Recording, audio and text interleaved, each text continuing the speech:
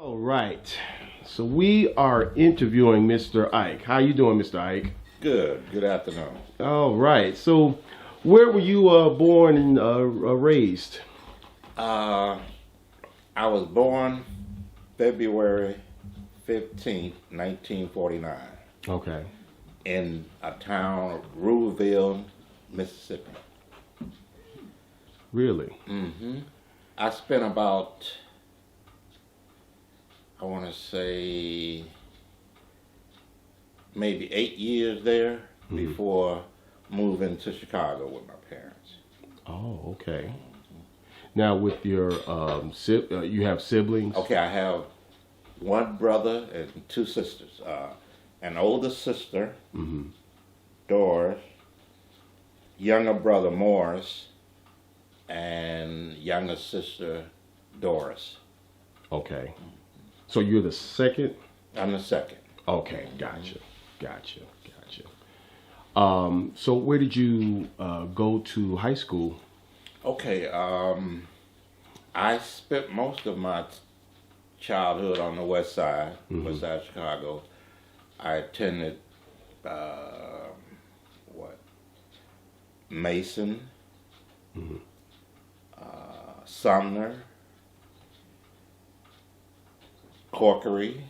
I think Corkery, and then I attended high school at Marshall. In Marshall. Okay.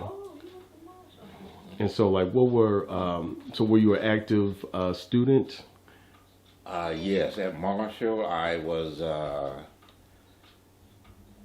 active in the track and cross country teams there. I also participated with the baseball team there. Okay. I spent most of my time with the track and field team, and one of the things that I accomplished there was, I believe it was in 1966, I was the Chicago Public School cross country champion for 1966. Wow. Wow. And so, like, now with your parents, what do you remember most about, like, your mother? What type of person was she? Wow. Very caring, very attentive to us, her children, and she did she did whatever she needed to make us happy. Okay. She made sure we were happy. Was she kind of like a outgoing type of person? Was she kind of shy? Was she kind of reserved? She was a homemaker. Okay. She did work to supplement, the family budget and income thing, but she was mostly a homebody, taking care of the kids. That was her job. Yes. So, like, with her personality though, like, was she kind of outgoing, or was she kind of shy, kind of quiet, or? I would say on the quiet side. Okay. She was not that outspoken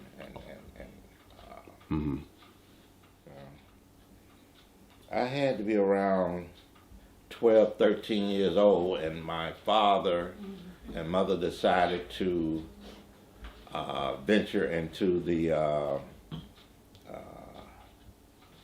grocery store ownership. So they bought them a small storefront store over on the west side of Chicago. It was at Cermak and Kilpatrick, I believe. Oh, okay. And they went into that venture, and it became a family affair because they found a way to utilize the entire family in the business. We all became stock clerks, cashier, temporary cashier. In fact, my father even helped train me how to work the delicatessen area. Oh, okay. Slicing meat and things like that. Right. So yeah, we did that for a while, and it eventually, how could I say, fizzled. Okay. It wasn't sustainable. So So that was your first job, I'm assuming, right? It was. I got my first training in the business, learning that. So, like I said, I learned to do a little bit of everything. Okay. Now, what type of person was your father like? Now, he was more outgoing. Okay. Yes, very outgoing and hard worker.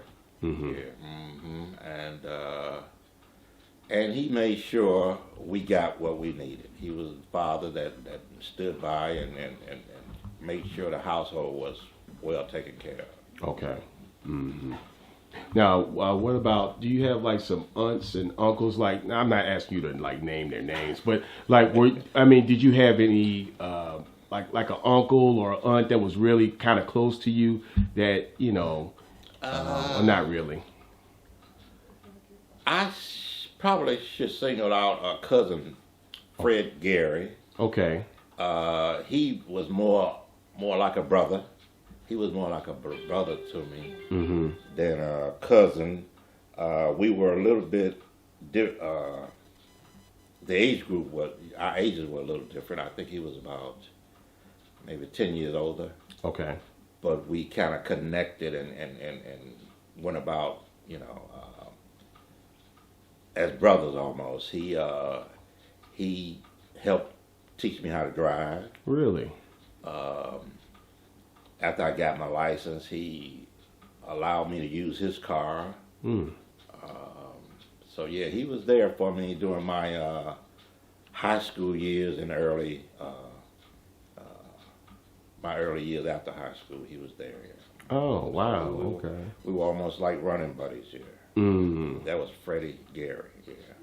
I had, that would be about the closest one I was with. And he lived there. Do you live on the west side as well, or he was a South Sider. He was a South Sider. Yeah, I would classify him as a South Sider. But we stayed together. He in the latter years, we always came together on Sunday. As not as a family, but as a group. My younger brother Morris and Fred, we'd always assemble on Sundays to, after church and everything, right, to watch a ball game or something and just hang out. And that became a ritual for us. It's every single Sunday, and naturally, holidays we'd be together. Right. So was he kind of considered like, so I'm assuming that he was like the closest one, even out of your siblings, would you say, to you? Or yes. Okay. Yes. Because Morris, my brother Morris, he was younger, and he tended to, let's say, he had a little group that he was with growing up, and then my group, and it's sort of, I want to say it's sort of related to our activities in high school. He was basically the baseball player in the family. Oh, okay. So he had a group that he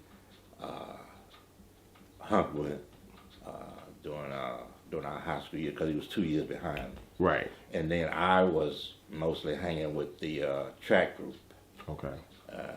And throughout high school. So when we finished school, he continued his relationships with those people he had gained, relationships with the baseball club. Okay. And that continued for quite a while, because a couple of the ball players did manage to get to the semi-pro level. Oh, no kidding. Okay. So he stayed in touch with them.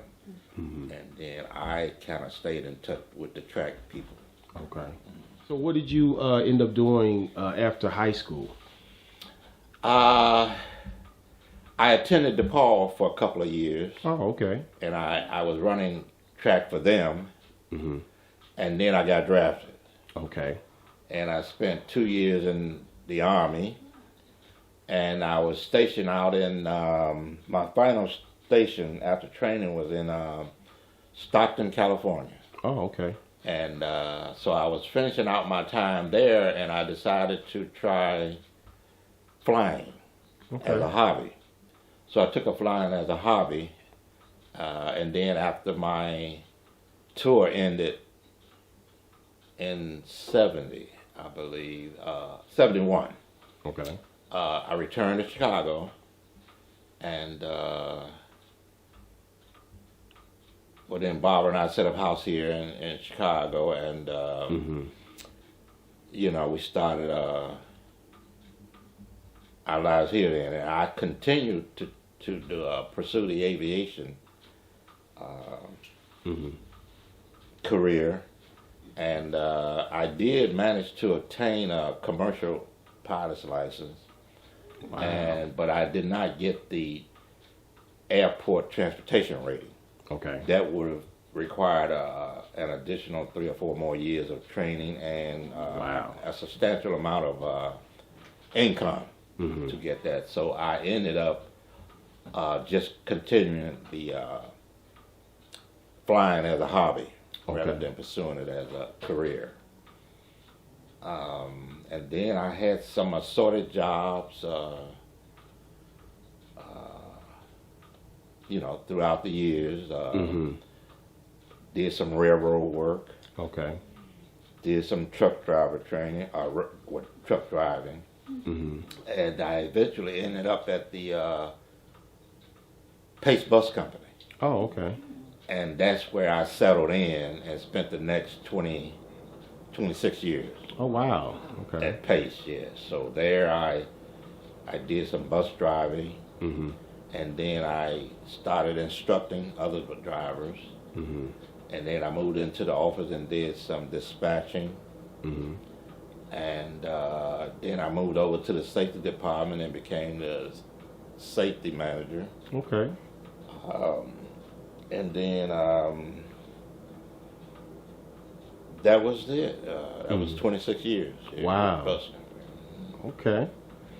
And so, so you had met Miss Barbara. How did you all meet, if you remember? Oh boy, let's see. Through some friends? It was right. It was a friendly gathering of a neighborhood club. I think it was at the time Junior Achievement. Okay. You may not remember that. You remember that? Yeah. I do. There was a Junior Achievement Club in the neighborhood. Okay. And one of the track friends of mine knew Barbara. Well, they the same name. His name is Billy Brooks. Oh. And they knew each other, you know.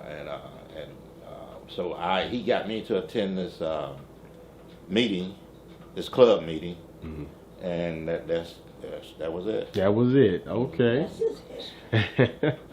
And then you all had 2 children, right? Yes. So then you had Ema. Ema was first. Okay. In 74. 1974. And then Aaron in 78. 78. Okay. Wow. What is your proudest achievement with Ema and what she's done with her life? What would you say was a memorable moment you have with Ema, or just something that you're very proud of with Ema, if you can think of something? Well, let's see. Well, she graduated from college. Okay. And she did that basically on her own with very little input from us. Oh, okay. She knew exactly what she wanted, and she went out and did it. Okay. And what about Aaron? What's your proudest? Aaron. I think the proudest moment was when he decided on his own to go into the Navy. Okay. I thought that was a very good decision on his part. Okay. Because he was kind of, just out there when he finished high school. He wasn't sure what he wanted, and then he made that decision to go into the Navy, and I think it was a very good decision. Wow. In fact, because of where he is right now, it appears to have been a very good decision. Right. It put him in line, and he's made a good living for himself from that. Do you know what caused him to think about doing the Navy? Was there any relatives or anybody that may have influenced him, or was it just something that he just kind I of... think he just selected because I was Army. Right. So it couldn't have been that. Right. And yeah, I don't recall anyone else in our family being military. Okay. So that was his call to go Navy. I'm not sure why. Oh, that's interesting. Okay. So now, how many grandchildren do you have? 3? 3 grandchildren. Okay. Yeah. 3 grandchildren. Mm-hmm. What is your advice for them and your future generations? What advice could you give them regarding life and such, right? Or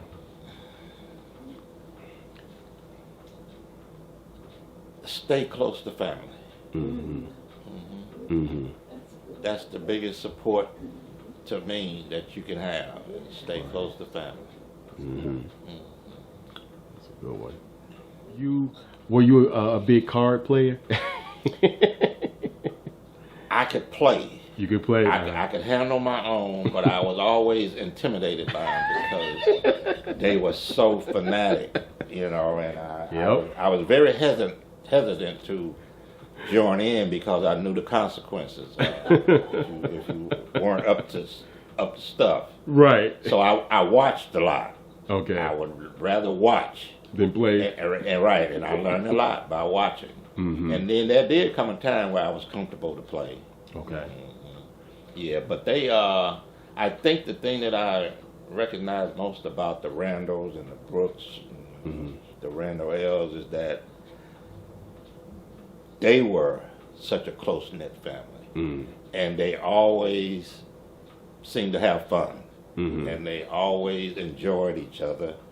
And they did things together. It was just so much, it was so much of them because with my family, we were a much smaller bunch. Okay. We were close, but it was more like, let's say we were about 20 strong. But when I see the Randalls and the Brookses and the Randall L's, I think 100 strong. So it's just so many more of them, and they all seem to enjoy life and enjoy each other. Okay. Now, did your family, did they ever do like reunions or anything like that? Or we did, Okay. and just like I just said, but we did it on a smaller scale, right? And the Brooks and Randalls was a much bigger scale. There was just so many more of them, and like I said, I enjoyed them. Everyone that I've ever met, I've enjoyed. So, and I guess I'm still meeting some of them. Yeah. Okay. Well, I thank you for letting me interview you. You have a great story, and I appreciate it, man. Okay, well, I appreciate you too. All right. Enjoy. All right.